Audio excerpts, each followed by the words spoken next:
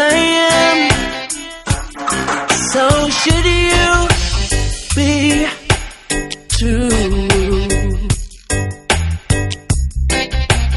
Grateful every time. Yes, we should be now. Say, because life. Well, it's a beautiful day here in Montego Bay, Jamaica, and I'm so glad to be out of crowded, smoggy Los Angeles, California. The ocean's behind me, beautiful water crashing against the surf, and the pool is over there, kids frolicking in even more wonderful, delicious water. Palm trees waving above my head. The grounds are fantastic, and I'm very, very sweaty, happy, and content. This is Tollette on FiveEyes.tv here at the Half Moon Hotel in sunny Jamaica, and I have the pleasure today of speaking with Luenell, the bad girl of comedy. Luenell, welcome to FiveEyes.tv. Thank you so much. Thank you so much. So what are you doing here? Well, you know, I have a group of, a little motley crew of friends that convinced me to come with them on their annual Jamaica trip. Actually, they come twice a year. And I have been working so very hard recently, doing so many projects, film and television, and my stand-up across the country, that they knew I needed a rest, and I knew I needed a rest, and they said, well, why don't you come on with us? And, you know, we'll be there for several days. And I was like, oh, do I dare take a rest? Do I dare? Because most of my traveling is job-related. So I just went ahead on and paid the fare and threw caution to the wind and came. It's one of the best experiences I've had recently. I'm very glad that I did. So is this your first trip to Jamaica? It's not my first trip to Jamaica, but it's my first trip this long, and it's my first trip with this group. To make it here today, what we really need to see. I can see you've got pretty nails. Can you tell me about your nails? Well, being that I was coming to Jamaica, I wanted to get in the theme. So I went to this very exclusive nail shop in Hollywood, California, being that I live in Los Angeles, and I wanted to get my nails in the spirit of the trip. So I have the Jamaican flag, and I have a little red, gold, and green. Yes. I have a cocktail with an umbrella in it. And then I have a palm tree with coconuts, rhinestone coconuts. Jamaica. Jamaica. More sparklies. And Snoop Dogg, a.k.a. Snoop Lion. And then another little wild herb that grows, and people tend to set it on fire. And a little bling, because I'm very blingy. And I just wanted to be in the spirit of Jamaica when I came. So why Snoop Dogg? Well, you know, he's recently had an epiphany and changed his style from being so gangster rap to being sort of Rastafari. So I felt that it would be sort of a link between L.A. and Long Beach and Jamaica to have Snoop Lion on my nails. Plus, he's a friend of mine. Oh, that's good, because I actually went to see him last week. Where? At the Wire Festival in the UK. Oh, my goodness. Yes. Did you get an interview? No, because I took my daughters. Oh, you just went to Yeah, we just went to, that's right. Oh, yeah. Did you enjoy it? Oh, brilliant. I know. Brilliant. Even as he ages, he's just the same. I like him anyway. I do, too. Yeah. He's one of the most well-liked rap entertainers in the industry. Gosh, that's great. Well, you are a host. You do stand-up comedy, the stage, television, film. Right, tell me about your life. How did this all begin? Well, I think that being the eighth of 8 children, I obviously had a need for some attention, I believe. And I had went to see a play early on as a young girl. And after the play, we went backstage, and I saw people signing autographs and drinking champagne and eating little sandwiches and taking pictures and being doted upon and adored upon. And I don't know, a little light went off in my head, and I said, oh, I remember being little and looking up at people that were taking pictures and stuff. And so I want that. Whatever it is that makes people do that to people, I want that. So I got into theater, got into choir at my church, which is sort of like having a rehearsal on a Wednesday and doing a performance on a Sunday.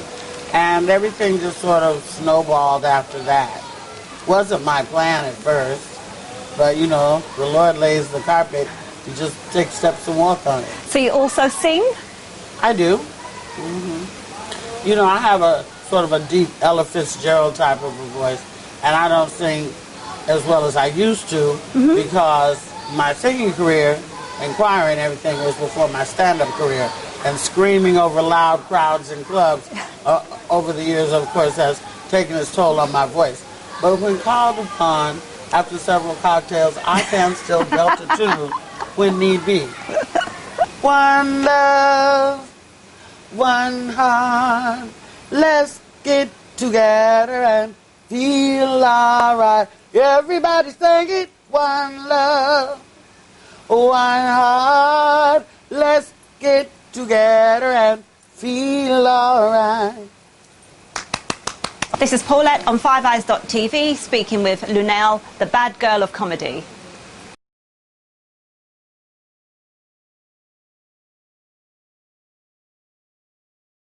One of your breakthrough roles was in the film Borat. How did that happen? Actually, just the traditional way. I have an agent who, I guess, a role for a prostitute came across his desk. I don't know why they called me, but he needed somebody who could improvise quickly. Not that they had to write a lot of lines for. Somebody they could give the idea to, and they could roll with it. Just bullet points, and you could hit those beats and keep going. So my agent told me, you know, where the audition was, what time to be at the audition, and to wear something sleazy. Well, I have plenty of that. So I got dressed up in one of my mini sleazy outfits. I went to the audition, and I just auditioned like anybody else, but I did, you know, do a few outrageous things during the audition process. Lo and behold, I got the role, which ended up being a hugely successful film. Yeah. With a hugely popular, you know, British star, Sacha Baron Cohen. And it was even nominated for an Academy Award. Yeah. Comedies rarely win, but we were nominated, so I do have that to my credit. That's it. And it was a total blockbuster. Caught everybody by surprise, and was actually a different, you know, form of movie making in what he did. I'm extremely happy to be, you know, one of the few stars of that film. So what was it like working with him? It was extremely terrifying because the situations he put us in were, you know, like, are you kidding me? Those were not stunt racists whose homes we were invading. Those were real racists that do not fool with African American or them colored people, as they like to call us, and you know, rarely had black people coming in their front door at all, let alone ones dressed like how I was dressed for the film. So it took a little bit of liquid encouragement to get me to actually do it. I didn't know whether I'd be shot, and we really did have to run from the police several times in stiletto heels on gravel roads, which was one of the greatest balancing acts of my life. But it turned out to be wonderful filmmaking, and I don't choose to do it again, though. All right, you've been in 3 major films in 2012. One of them, Think Like a Man? Yes. And what were the other 2? Taken 2, and Hotel Transylvania, which was an animated Adam Sandler film. I did another Adam Sandler film as well, but it didn't debut at #1. That was called That's My Boy. All right. We got a little bit of trouble for that because people did not read the rated R, the R rating, and they just thought, oh, it's another Adam Sandler family film. And in the first 7 minutes, they found it wasn't quite a family film, They went screaming from the movie theaters with the kids' eyes covered. I thought it was hilarious myself, and it remains a hilarious film, but it's definitely an adult film. We just finished filming Think Like a Man 2 in Las Vegas, and that'll be out the summer of 2014. So Think Like a Man, the first one, how did you get involved in that? Actually, it was I just got walked on the set. Will Packer and the gang, Will being the director, I knew someone who knew someone who knew someone who knew him, and got walked on, and they, sort of like threw me in at the last minute, and we had a cute little scene toward the end of the film. This year, they wanted me to work a few more days on the film, but actually I was working on another project and was unavailable, so I just got thrown in again at a little part toward the end of the film. And it's okay with me because cameos they pay as well. You're a busy lady. I like to stay busy. It keeps me out of mischief. I've looked at your resume, and my goodness, it's full. Yeah, that's a good thing, right? A very, very good thing. Yeah. You were born in Tollette. Yes, Tollette, Arkansas. So tell me a little bit about your background. Well, as I said before, I'm the 8th of 8 children. Tollette, Arkansas is very rural, very, very, very country, even still in 2013. Nothing there, literally, in my town that I was born in. No car wash, no gas station, no laundromat, one stoplight, lots of churches, no store. You have to drive to the next town. It's, what do they call it on Sunday? Dry. On Sundays you can't buy liquor. Yeah. And, lots of people are born, live, and die in the same house. Population maybe 328. Probably 200 of them are related to me. So it's very, very, very, very rural. And that's where I'm from. That's where I was born. I wasn't raised there. I was just born there, and I left. All right. Due to family circumstances, I left when I was 2 months old. I was raised in California. So, you've had, actually, before I ask you the next question, how long have you been in the film business, TV business? This will be like my 23rd year in the industry, actually. I think, yeah. You've been in the business for over 20 years. What were your major challenges? Well, there's always major challenges when you're a single mother like I am. I'm on the road a lot. I have a 17-year-old daughter. I don't have a big support system back at home. My sisters and brothers, her aunts and uncles all live out of state, out of California, back in the South. Her father lives about 400 miles away, and he does what he can. He's very involved with her still, but he's not there in the house or in the town with us. So when I leave and go on the road, my daughter's literally, latchkey, left to her own devices. But luckily, she's a good girl. She's involved in dance heavily, and so that keeps her active off the streets and extremely tired, which is a prayer answered for me. And I think that's, very much key. If you do have to have your kids be at home when you're away, just definitely have them involved in something where they can have like dance moms or somebody, another little village that'll help take care of your child. She does always, with her dance sisters, and the dance moms, help look after her and stuff. When men are on the road doing comedy, acting, or doing whatever, the children are home with the moms. They're home with their aunts or, baby mamas or whatever. So it's very much different for a woman being on the road, being the breadwinner, than it is for a man. Who inspired you or inspires you? I think that just hardworking women in the industry inspire me. Not necessarily stars. People like yourself or any woman in the industry inspire me. Women that have to, camera women and grips and writers and directors that work these long, tedious hours and that are away from their families and, you know, sweat and lug equipment and stuff like that. That when I hang out on the set, I don't really hang out with the stars and do all that groupie stuff. I tend to eat with the crew and hang out with them in the tent and stuff like that because they're the ones that make you look good. Really, the other actors, you're going to see them anyway because you're acting with them. But if you can get to know and hang out with the wardrobe people and the sound people and stuff like that, those are the people that, when the stars go away, they're still working on your film for a year after everybody's gone. And I just, you know, find that intriguing, the hours that they're still doing the work when you're gone. You know, you're gone on to the next project, they're still listening to your voice and tweaking what you look like. And I get inspired by that.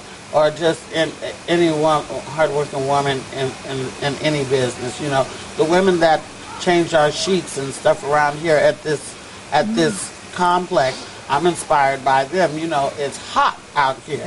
They're sweating and pushing carts and, you know, bringing us things to make us comfortable, and that's inspiring to me, you know. So it's just anybody who works hard, I think that's an inspiration to me. Well, you were voted one of the top 25 funniest people in LA from the Los Angeles magazine. How did that make you feel? Well, that made me feel great. It didn't change my money, and and I don't think that a lot of people acknowledge that. You know, it should have done something for me. You know, there's hundreds of comedians in Los Angeles, and to be voted one of the top 25 should have meant something, but unfortunately it didn't do anything for me. But I thank you for recognizing that, and I, you know, urge people to, you know, check that out because that is important. It's important to me. That's brilliant. Especially since the other 20 or 22 are white, you know. Yeah. You're such a talented comedian, actress and singer.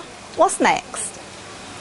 Well, I think with the project that I'm working on with my friend Karen, who is actually the person who brought me here, I like to help other folk develop their talent. I don't like this. Of course, we all need corporate people. We need business people, but I don't like that. I don't like business guys. I like, you know, people in the arts. And so I really like to help people develop their artistic side and, like, put people on, as they say. So she has a project called Apollo Nights LA that we're going to be starting to get people to, you know, come and showcase their talent and stuff like that. And I want to just help her to expand that so that we can, you know, get people off the street, bring them inside, let people see them, maybe discover them, and, you know, maybe give them some work or nurture them. You know, like how Barry Gordy used to do the Motown thing. Yeah. People don't do that anymore. They just, can you sing? Let's make a record. Let's make $1 million. Let's do it right now. Oh, you didn't make $1 million? Let's drop you. On to the next one. Well, you know, I think that people need some nurturing and some coaching and show you how to do it right. Let's show you how to be a star and how to stay one, you know, with a little, you know, a little guide, a little molding and stuff like that. I'd like to be able to help to develop talent. And then sooner or later, you know, bite off the big D, directing, sooner or later. Probably a little later down the road, because that's the big one. Yeah. Any plans to come to the UK? I'm hugely overdue. Yeah, definitely, yeah. Hugely overdue. I should have came directly after Borat. I should. Oh, gosh, yeah. I don't know what happened. We dropped the ball on that one. I need to come over there for comedic reasons. I need to come over there for personal appearance reasons.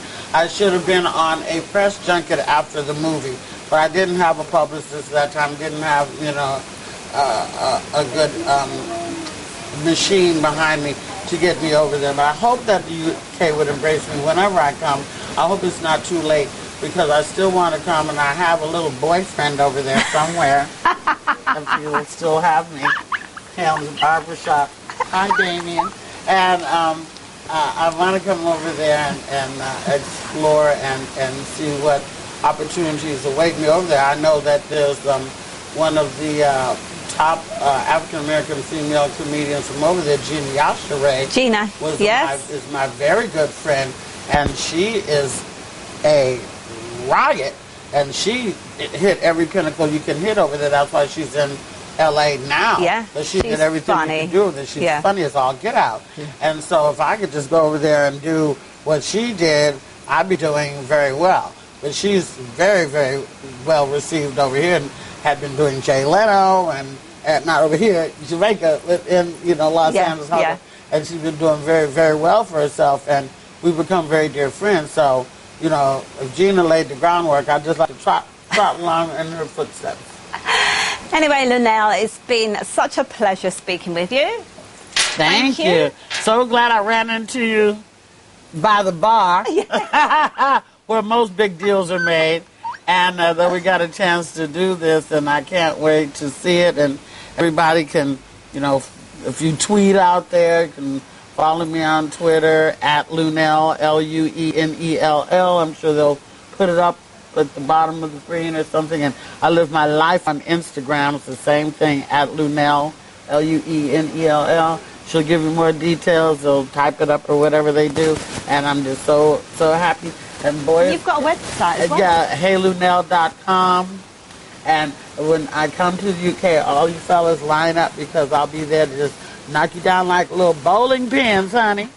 Can I get my flirt on in the UK? Of course. Yeah. Today I've been speaking to Luenell, the bad girl of comedy.